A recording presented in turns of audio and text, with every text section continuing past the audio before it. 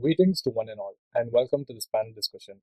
Today, we explore a subject that has gained tremendous importance in the last few years: online degrees unraveled, myths, merits, and its challenges. With the rise of digital platforms such as online education, which has now opened new doors of access, flexibility, and opportunity for learners across the globe, but it also comes with its fair share of doubts, debates, and dilemmas. Are online degrees as credible as traditional ones? What unique advantages do they offer? And what challenges still remain to be addressed?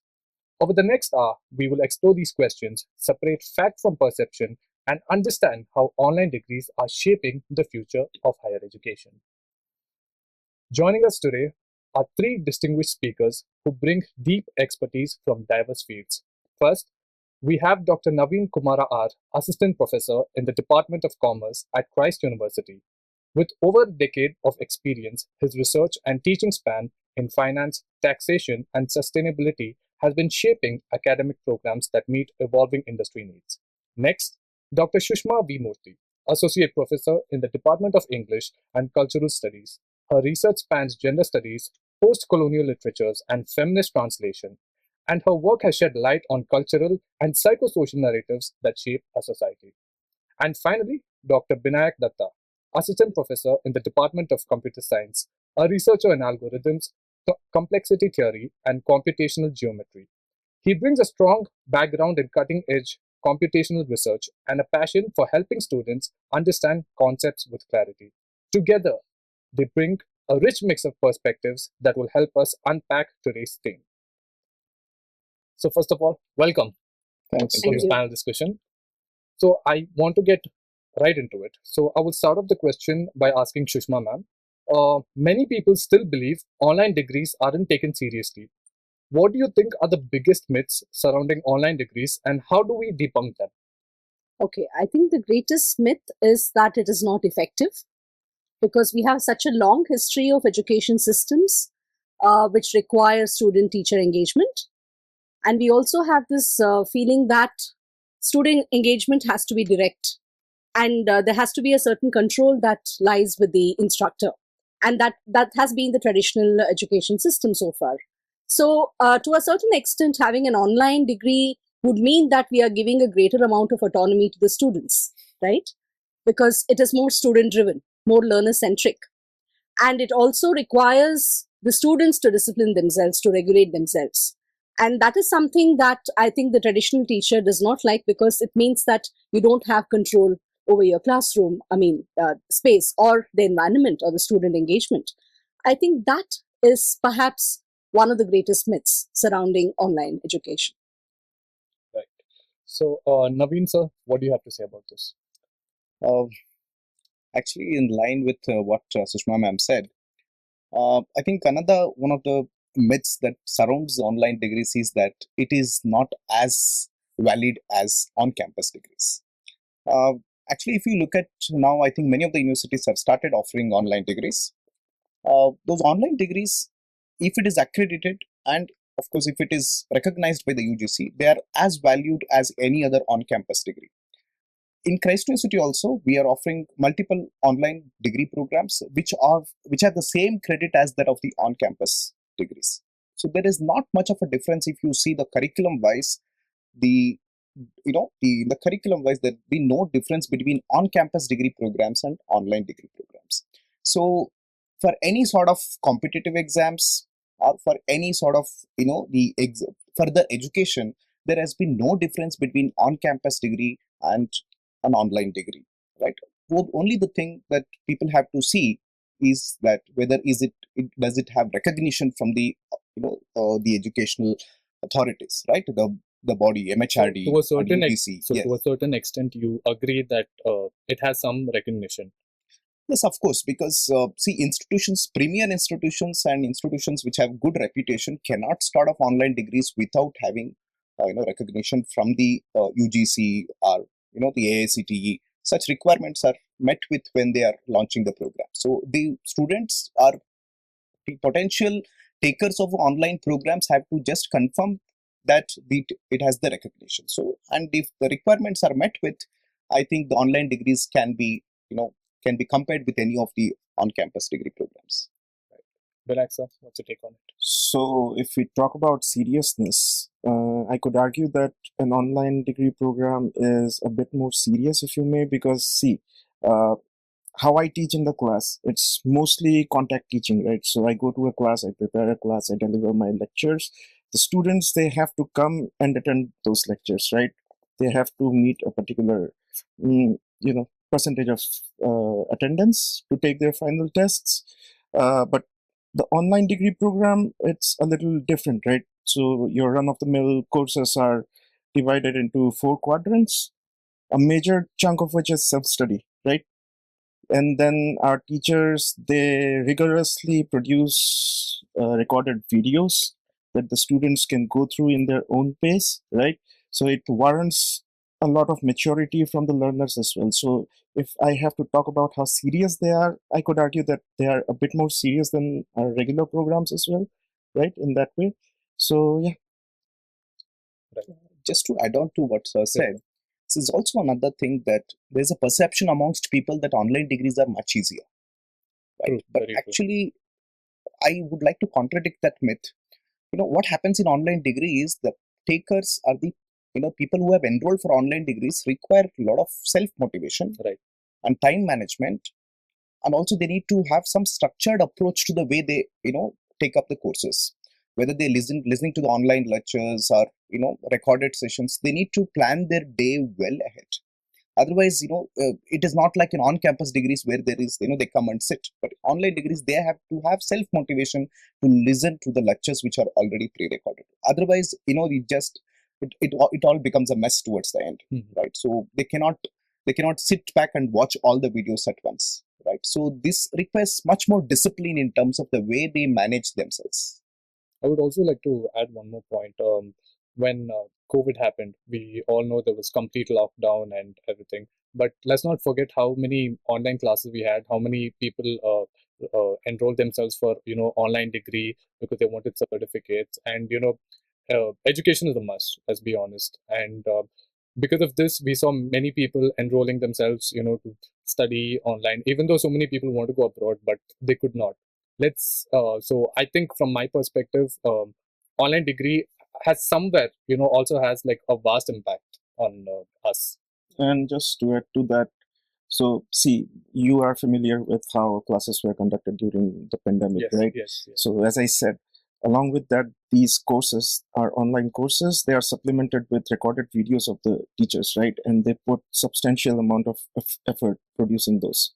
So yeah, it makes it even more rigorous that way. So moving on, my second question would be, how have universities, especially reputed ones, worked to change these perceptions? So, Okay. Naveen sir. See, as I said, the online degrees is not just about watching videos. Okay, so premier institutes, even our own university, the way we have built the online degree programs, it's just not about the lectures. Right? So there are a lot of simulations that we have brought in. There are a lot of kind of student engagement activities that we have brought in. So apart from listening to lectures, students will have to also take up assignments, have peer engagement, kind of collaborative projects. It is as good as any on-campus degree, what students do. Most of the things, even the online programs also will have to go through. So the program is rigorous, and that's how any reputed university would design their online programs. So not just recorded sessions, not just live interactive sessions. Of course, after listening to the lectures, students also will have to put in efforts in terms of doing their assignments and the post listening, the kind of tasks that they have to do. They are more of engaging, right? So we have built that persona in terms of designing, crafting the curriculum, to meet the students' requirements. Right. Binayak sir, Naveen sir spoke about engagement and then how the involvement of students, it does not make them feel left out, right? Yes. So, what do you have to say about that? They should not feel left out because see, if you speak about how our courses are conducted, right, we have virtually the same syllabuses across our regular programs and the online programs, so that rigor is maintained. We have the same set of faculty members who are taking the regular classes and the online Valid classes point, as well, yes. right? So we don't make that distinction ourselves, so we can only hope that the students also don't feel left out because they are being provided the same service that way, right? The same set of faculty members, the same rigorous course curriculum, right? Sushma?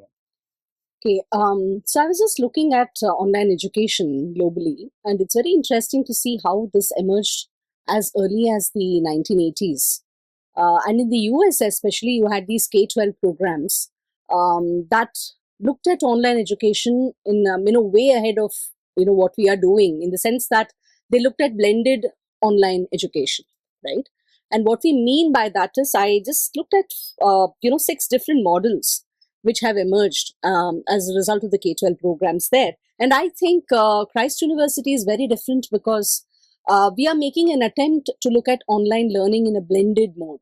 What How that is simply means is that we are not just uploading the videos. It's not like taking a course on Coursera or MOOC, right, where you have the recorded videos, you have the reading material, and then you have the spacing out of modules. You have it over a few weeks, and then you engage with that, and then you take quizzes and you upload assignments. You have discussion forum, which pretty much, in my understanding, it's not. I mean, most of these discussion forums are not very active, right, on these platforms. Okay, but here at Christ, what we have already begun doing, as I'm talking to you, some of my colleagues are taking actual, online, direct engagement classes, as in, apart from the videos, thrice a week during the weekends, Friday, Saturday, and Sunday, we dedicate 1 to 1.5 hours for each course, where the teacher directly engages with the learners, right? And to me, this is very interesting model, which I don't think other universities in India, at least the leading industries in universities that I'm aware of, are implementing. So I would just like to, because we are talking about blended online learning, you will be surprised to know that there are 6 different models, right? You have the buffet model, right, where the student picks and chooses which course to take, right? And sometimes it is multidisciplinary, because you take few papers from or courses from this domain, and you take it from another domain, like how the NEP tries to be multidisciplinary. So you have the buffet model, you have the emporium model, right? You have the flexi model. You have also the online lab model in many universities abroad, where you are doing a full-time course, but certain courses you decide to take online. So you go to the lab where you have the equipment, the devices, the access to these videos and courses. So that allows you flexi learning, maybe during the evenings. There is also a model where you can decide to go completely online, right? And decide to have student engagements at the end of the, like how we used to have distance education. You have engagement with the, teacher at the end of the semester, right? Some of these universities also allow you to audit courses. What that means is you are not directly enrolled in the program, but then if you wish to attend a course that a faculty member is handling with offline students, you can come in and you can sit in these courses, right? So there are these flexi models which can be integrated into online learning to make it more effective, because the challenge there is that are the students really engaged? Are the students really learning? How do you measure the outcomes? Which, I mean, this is not something that happens on a regular basis with online education, right? So these kinds of models, I think we have started engaging with. At least I know that since we have rolled out the program, I at least have met students already. So I think this model is something that Christ University is actively engaging in, and that will probably make a lot of difference to the way in which we offer online degrees. So my next question is to Binayak sir. So I wanted to ask you, online students miss out on socialization in college compared to offline students. Yeah, so there is going to be a bit of disparity. I'm going to be honest, but we are trying our best to reduce that gap as much as possible, right? So we have LMSs where we create discussion forums where students can actually pose their questions, maybe talk to each other, right? They can pose the questions, they can discuss with the teachers who answer those questions. So since you are in your home, not in a regular classroom, that gap is going to be there, right? Honestly. but we are doing our part to reduce that gap as much as possible, so that you can talk to your peers, you can uh, collaborate with them as well. So when, for example, I'm in a science program, right?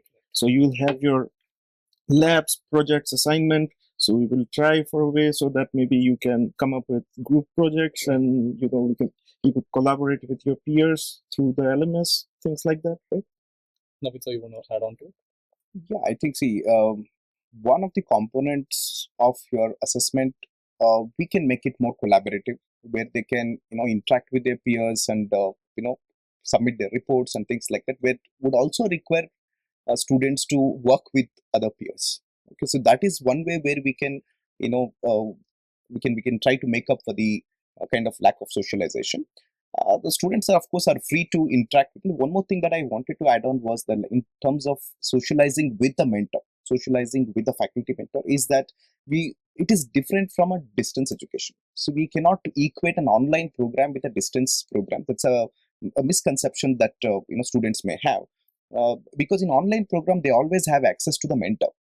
See, anytime, even to the on campus degree programs, my student would formally write an email to me if he has any clarification. So the same facility is even available to students who are taken up the online degree programs. So they always have an access to a faculty mentor if in case of any clarification, or in case of any support that he requires. He can always write an email to the faculty mentor, and we will just reply to that. Maybe we may take a day or so to reply, because all faculties are busy.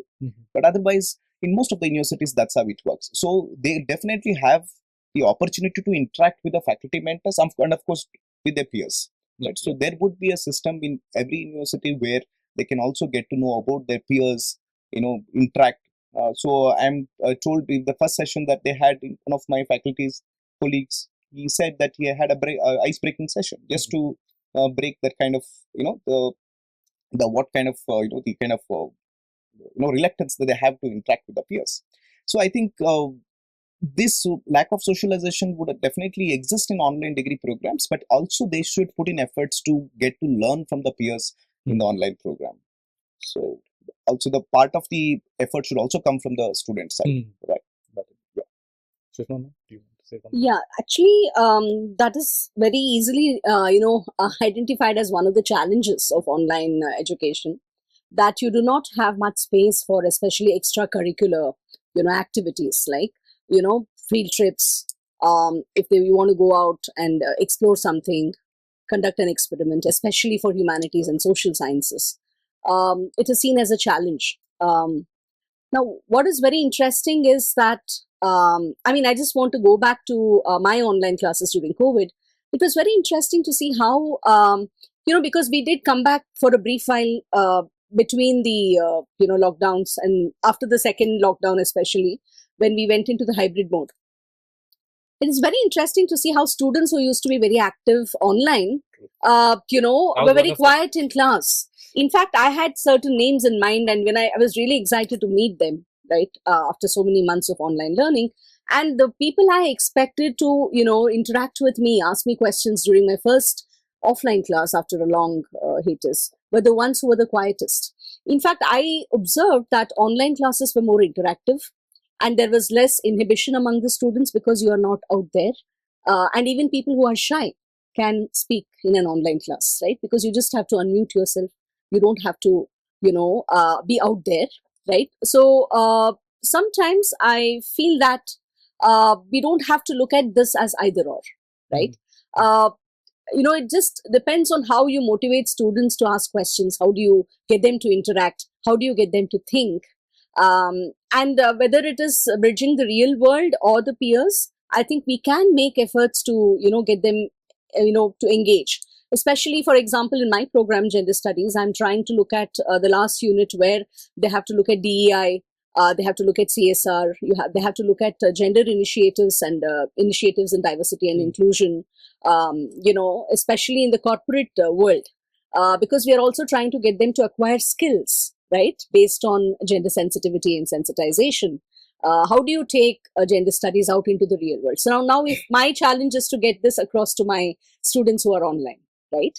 And how I do that possibly is probably by getting them to engage with the world, themselves, if not as a community of learners, because they're obviously not going to go as a class, but as individuals, get them to go out and record their videos, get them to actually interact, right? And also something that we could also look at is internships, like how we give internships to our offline students. Right. They can also intern. It need not be necessarily an isolated act of learning. It can be an act of learning where they are eager to share what they have witnessed in the outside world. So observations, surveys, experiments, even perhaps the writing, especially with literature and things like that. The interactions they have with, for example, their own city, right? And the art forms there, the music there, the popular culture there. That is something that they could bring to the cultural studies class. And I think, especially for literatures, for regional literatures, because they are closer to their own, probably their own home base, or they're free to explore, probably they can bring in more insights. So I would like to think that there are newer possibilities and maybe different possibilities for peer interaction as well as student learner, a teacher interaction. There are other opportunities, I would like to say, right? And it's just that we need to explore it a little more. Yeah. A very beautiful point made, ma'am. I want a follow-up question. Online programs are often more affordable compared to traditional degrees. Do you see this making higher education more inclusive and accessible? Okay. In fact, I think when the COVID, process of online learning, happened, that was when a lot of people, actually missed out on online learning because they did not have access to devices, especially in the rural areas. And that was a point of time when we were just exploring online education. We were just getting used to these things. But I think today, online learning is more accessible, right? And I think even mobile technology today and our networks are better accessible, right? You have more service providers, right? And I think even government schools, community centers, they are all making concerted efforts at providing technology for, different kinds of education, right? So I think the government as well as, the local bodies are a little more aware of online education now, right? Unfortunately, or maybe strangely, paradoxically, through COVID, we came into contact with online, systems and processes. But then that has kind of strengthened although we were a little skeptical about what we were doing online, is learning really happening? But I think that is something that has become a norm, right? And even if, for example, my students are offline with me in class, sometimes I see them learning a lot online, right, from their phones. And I think that is the advantage of accessibility today, right? Of course, there are concerns in terms of economic groups and, how we need to empower them to take on, online learning. And that is something that also needs to be looked at from a sustainability point of view, right? Because technology, of course, environment, technology also needs to be sustainable, accessible, right? And I think India is very much on the path towards more accessible, more sustainable technologies for online education. That is my read based on what I researched. Yeah. Okay, just to add on to ma'am's point on affordability, I think from the student's perspective, you also have to look into the how much is the cost that they pay for the online degree programs versus the traditional on-campus degree programs. For sure, I think the cost would be much lesser, because not just the tuition fee that you need to consider. You also need to consider, the cost of commuting every day and the cost of relocation if they are from outstation students.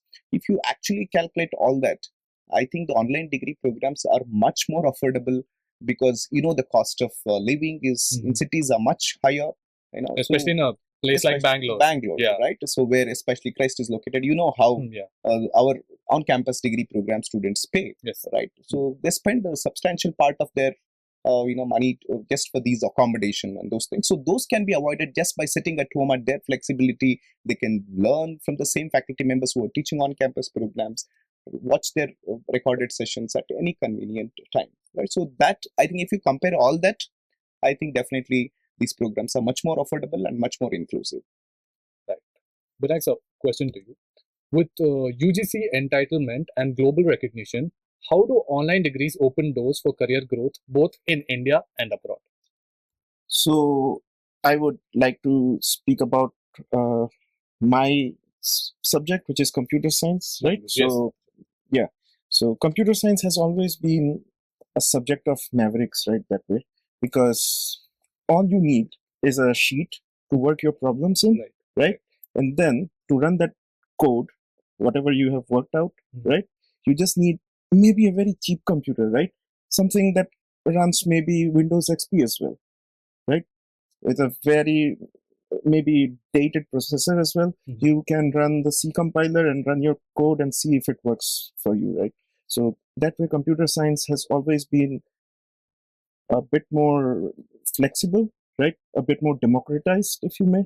And now you get to have the convenience of having a degree from one of the best colleges in India, right? So that way you can always aim a bit more than how much you would have aimed before, because you already had the skill. Now you have a degree as well to show for it, right? Which is recognized by UGC, AICTE, right? And all the companies, they would always be very much interested in absorbing you in their system, right?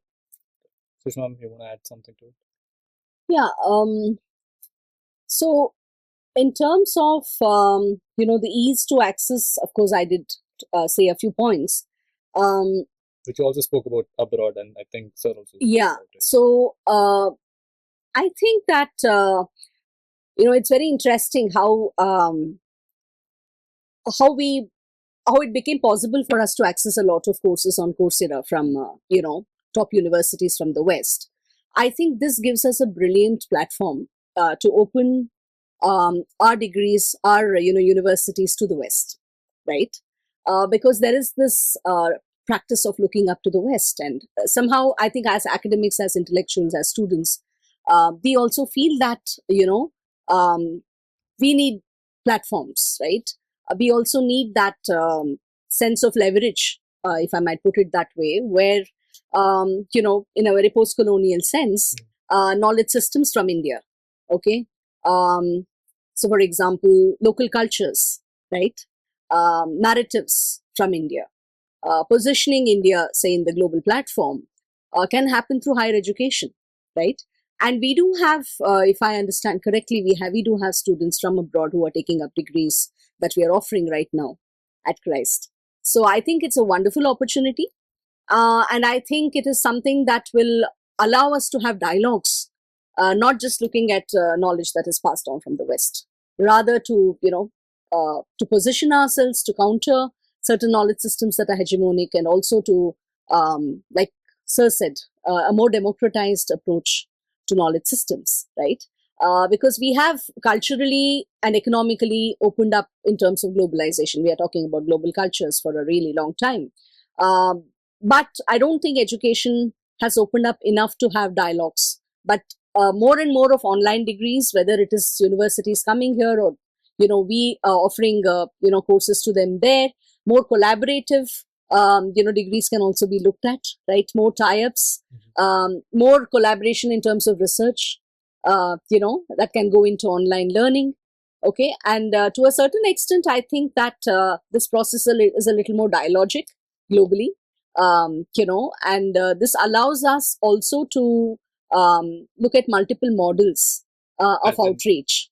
By that, what I mean is that we don't have to necessarily look at, a theoretical model, for example, right?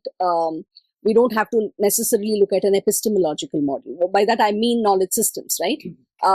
By that, what I mean is that when we open up certain knowledge systems from India, they are going to be based on oral tradition. They are going to be based on participation. They are going to be based on, say, media. By that, I don't mean just, contemporary media. I mean traditional systems or ways of looking at, texts. Say, for example, we are talking so much about Indian knowledge systems right now, right? So I think these platforms become very important to make this process a little more visible, a little more, accessible to the world, right?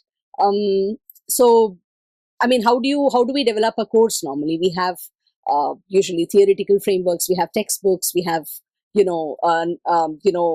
experts on the field, right? But this is a space where we can bring in practitioners. This is a space where we can bring in, say, the materiality of everyday existence, right? Because we are developing texts that are more indigenous, I think. So a lot of knowledge systems can be developed from India and make India more visible, I feel, right? So in a certain sense, that kind of, the kind of hegemonic imbalances that we have had in knowledge systems can also be addressed. That was what I was trying to say. Beautiful point again, ma'am. My next question is to Naveen sir.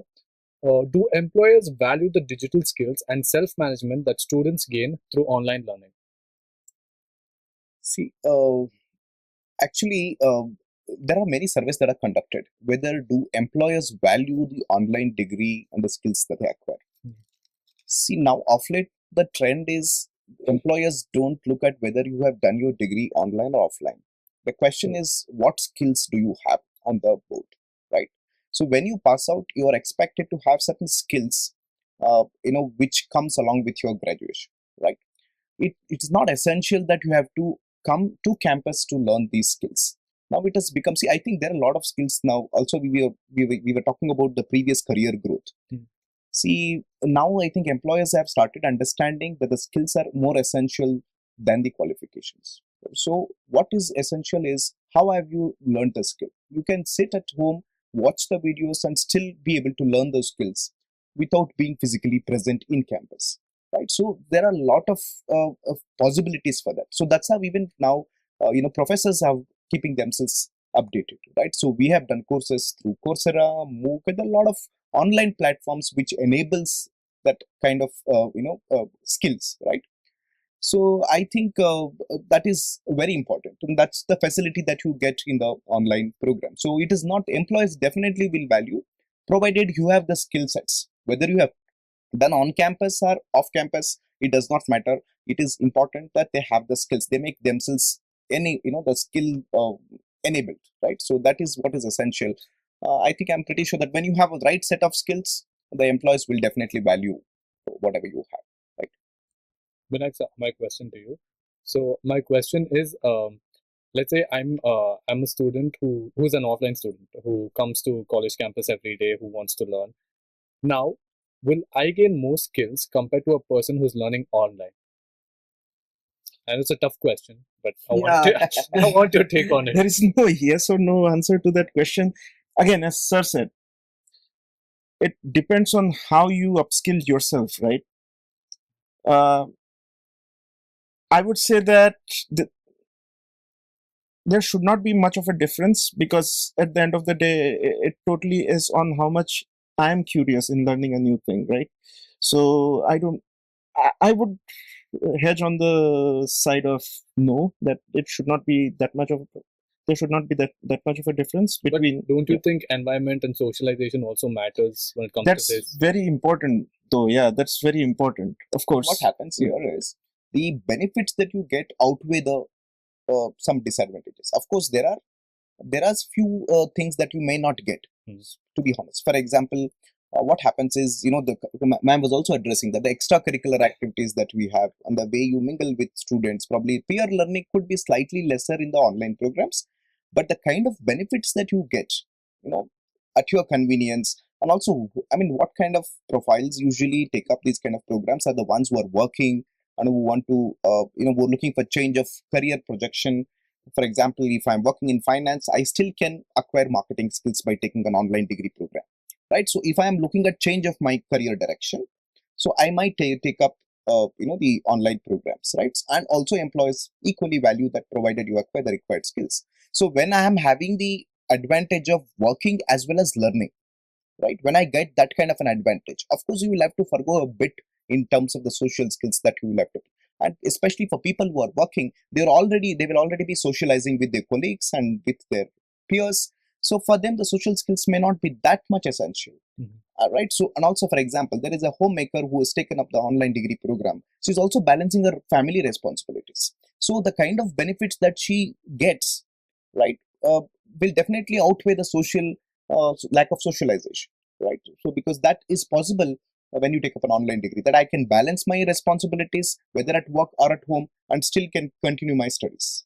Right. So can I add Sure, one sure, point to that? So there is a concrete example. So I met someone who were doing actually a biotechnology course, Okay. but at the same time they chose to do an MS in data science or something, because when they were doing a biotech course, they came across that there are lots of applications of data analysis in biotechnology. Mhm.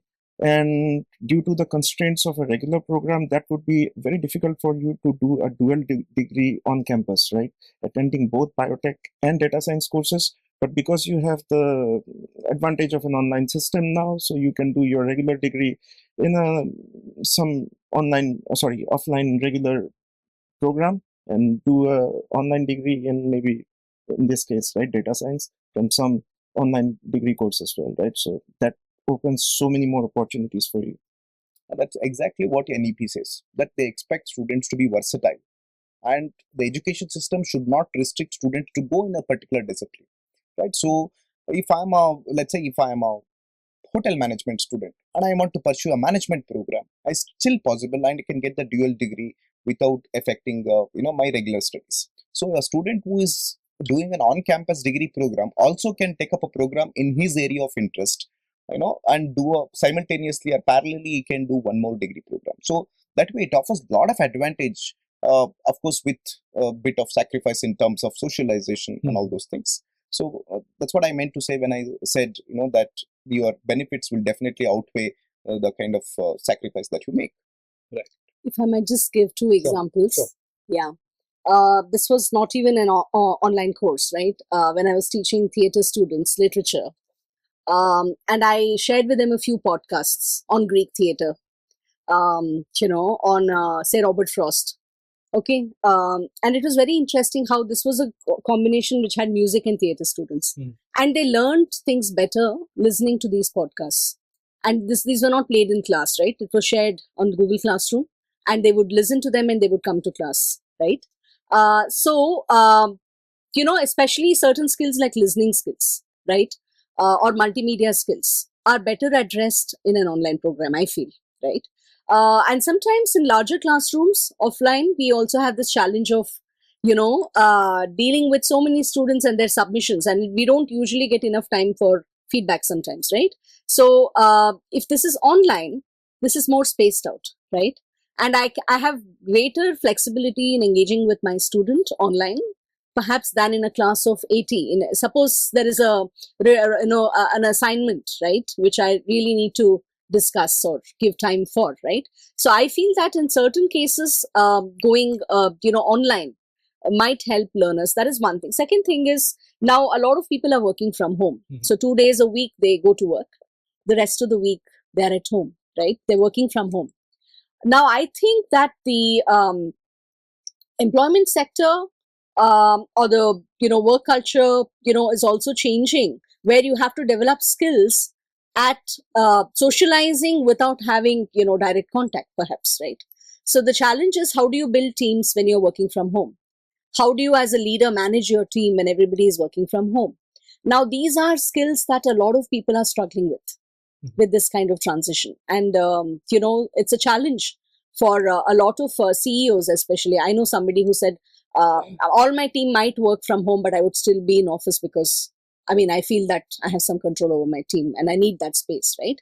So somebody from an older generation might have issues dealing with.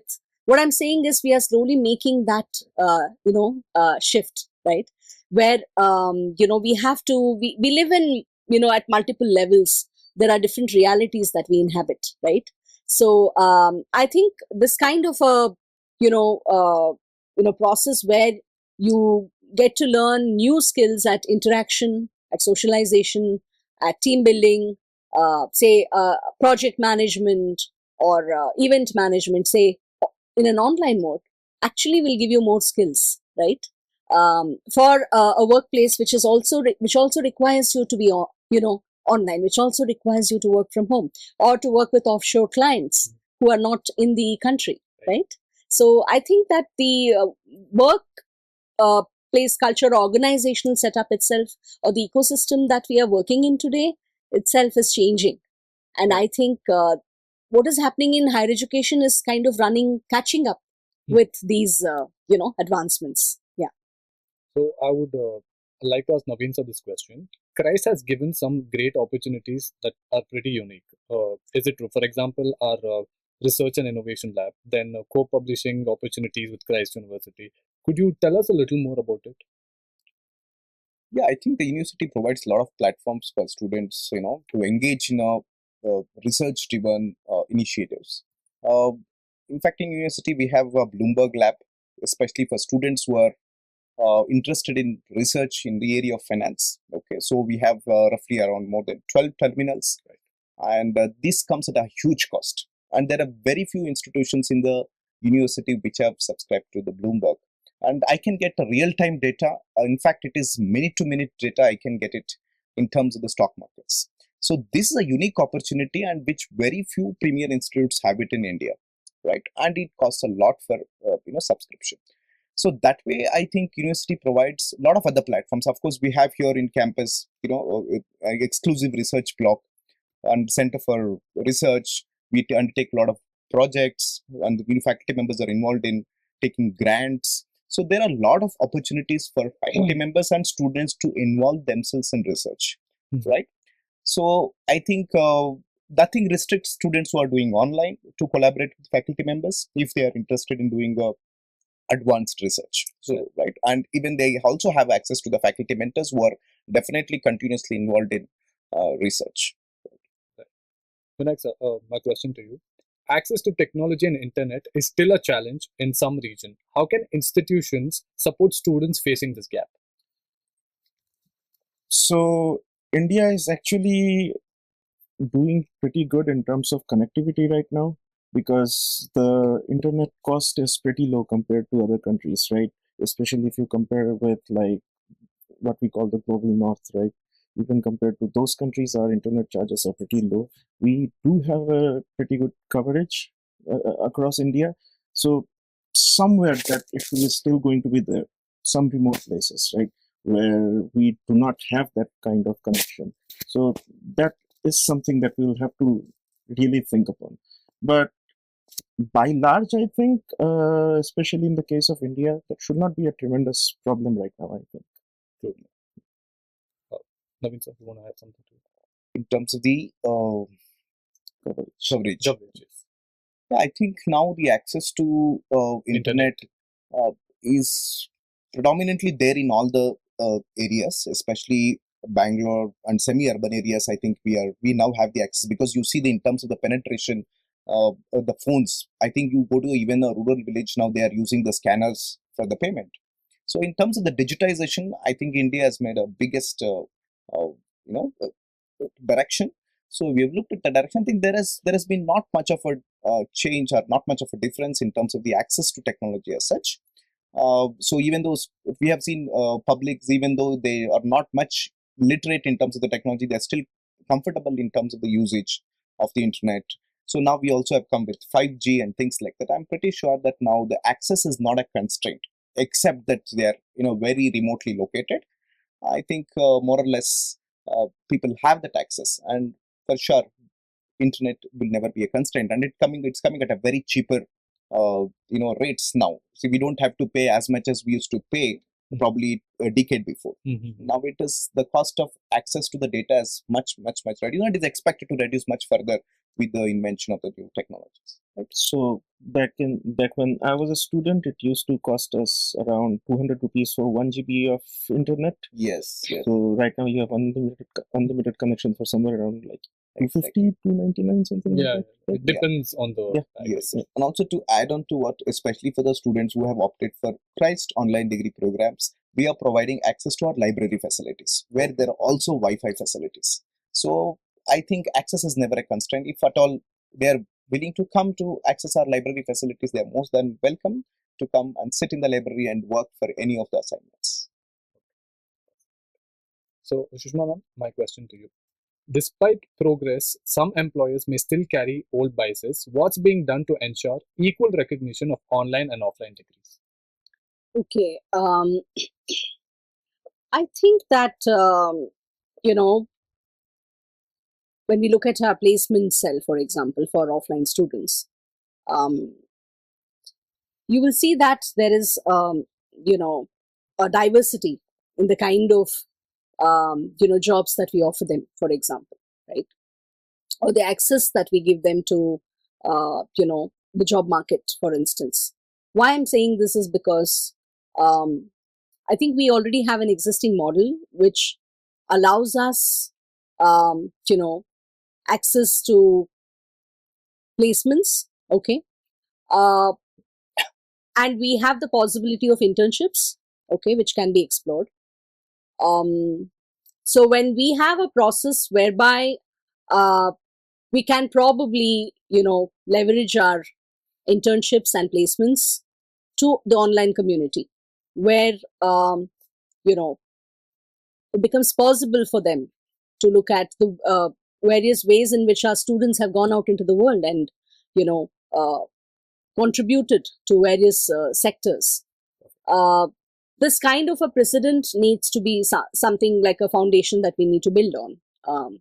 So I feel that most of our courses are very skill based, right? Irrespective of what domains we are talking about.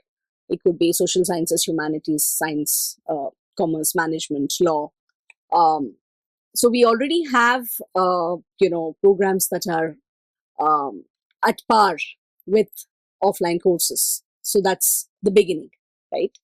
Um, and in the process of our curriculum, developing the curriculum, we have also integrated aspects of social outreach, for example, or the corporate sector, for example, industry based learning. Okay. uh, so it is just that uh, we this needs to kind of gain momentum, right? uh, what I'm trying to say here is that we have the accreditation from the required agencies, right? And the transcripts that are going to go out have an equal footing, right, with offline programs.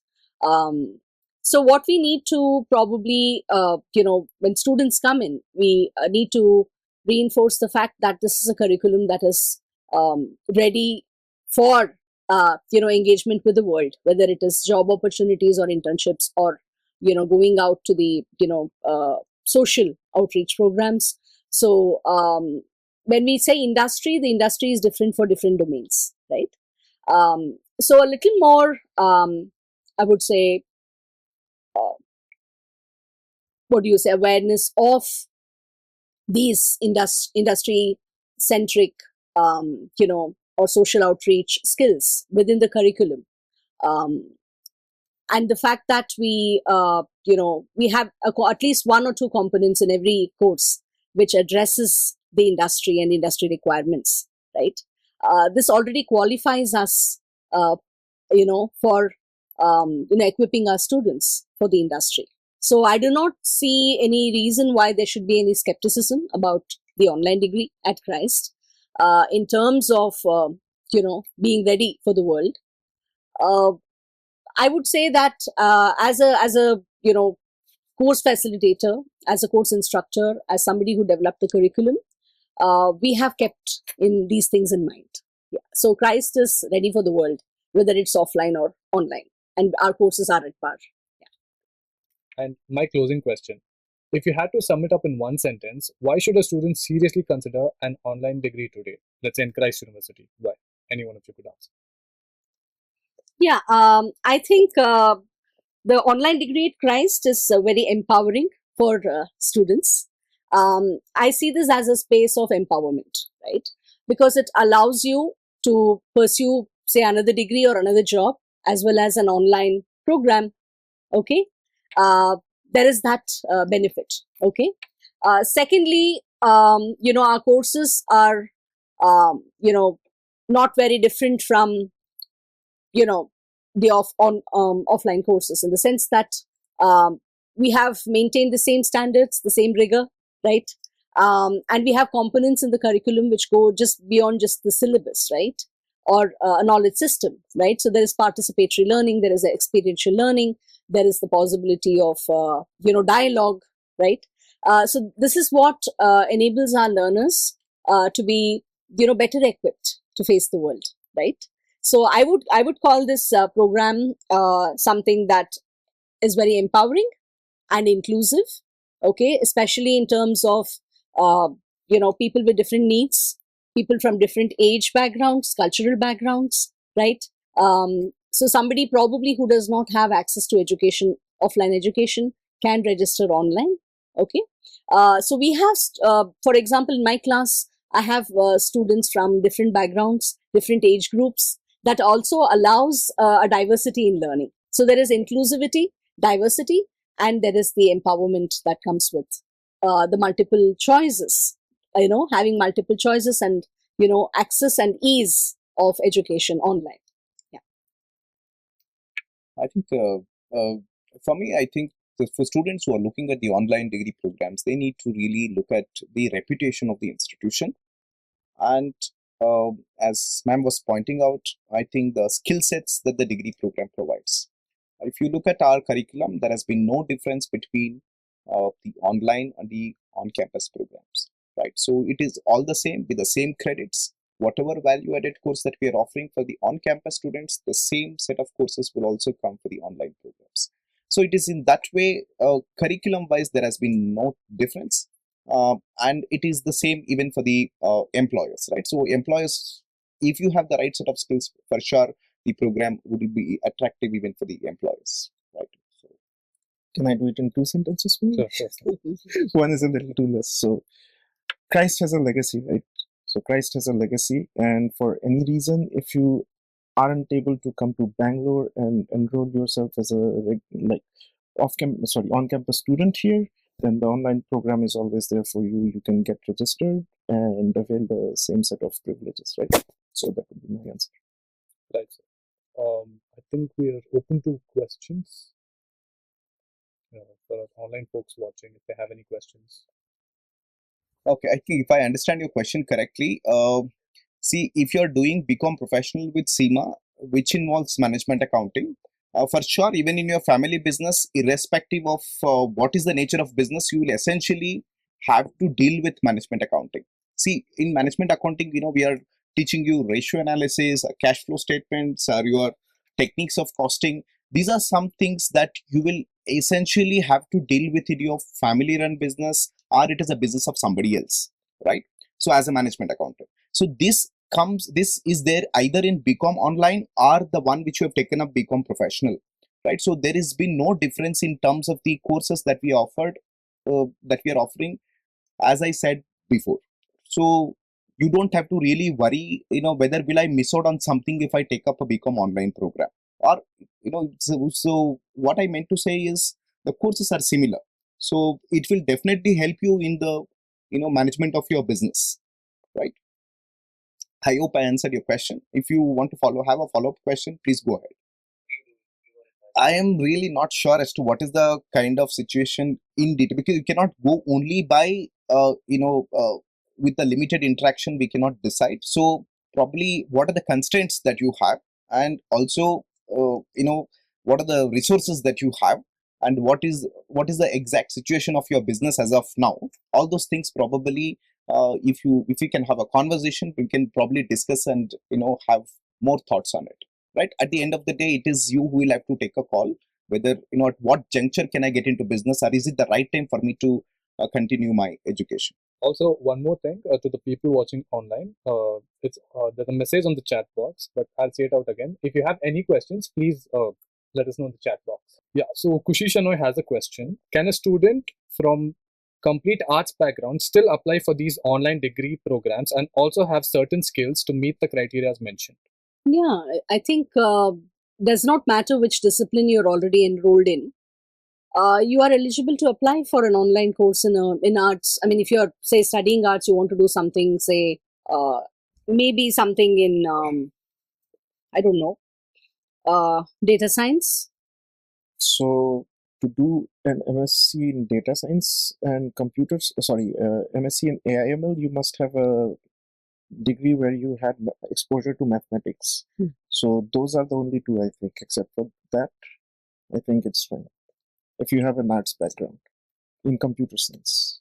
So Hannah Georgie has a question. There are certain courses at Christ, especially the arts, that rely on students fostering a sense of community and learning through experience. Will online learning be able to cater situations like that? Yeah, so yeah, that's the challenge, right? So the pedagogy would be very different from the traditional pedagogies, right? Say, for example, I know exactly what she's talking about. For example, if you want to do a course in theater, right? Would that be possible online? Okay. Because we are not just looking at the theoretical aspects. Okay, we are also looking at actual performances, community engagement, audience reception, and all of these things. Um, so the pedagogies would definitely be different, and I would say that these pedagogies are evolving, and this is something that you can do. For instance, I'm doing a course in Coursera, which is based on writing poetry. It's a creative writing course, and it's possible for me to find the time and space to write poetry, and also I get feedback from other learners, right? So it is possible, yes. Although the modes of interaction would be different, right? And how you take it forward, how you apply it into the field is something that is why it is more student centric. The student has greater responsibility to take it forward here, right? Yes. Because you may not have as many spaces. Yeah. Yes. So, Panigrahi Aditi has a question. To simply complement my current bachelor's and master's degrees, should I opt for an online degree or would certification courses be sufficient? Binayak, I think you should. So that depends, right? So, for example, the example that I gave, so I met a person and they were doing, I think, an MS in biotech. And throughout their course curriculum, they came to understand that there are lots of applications of data analysis there. And just doing one particular course or, certification is not going to make them whole in that aspect. And they made the choice of doing an online MSc degree in data science, right? Which equipped them with so many different tools and skills, which they could actually use in their uh, on-campus biotech course, Yeah. right? See, to add on to Sir's point, you cannot equate a certificate with a degree. Yeah. A degree will give you foundational skills as well as application skills. Whereas in a certificate course, for a person who has the knowledge, it will only give you a kind of skills, right? So, a degree should not be equated with a certificate course, which is more short term in nature. If you want to probably upskill yourself, certificate would be the right option. But if you're looking for a theoretical foundation along with an application knowledge, I think better is to choose the degree program. Absolutely. And I think we're done with this set of questions. Do you have any more other questions? Winding up, I would like to talk about the program overview. So I would just like to highlight a few things here. We have Bachelor of Commerce, 3 years. Then we have BCA, Bachelor of Computer Applications. Then we have MCA, Master of Computer Applications. MA, English with Communication Studies. We have MA, Applied Economics. MSc, Data Science. MSc, Artificial Intelligence and Machine Learning.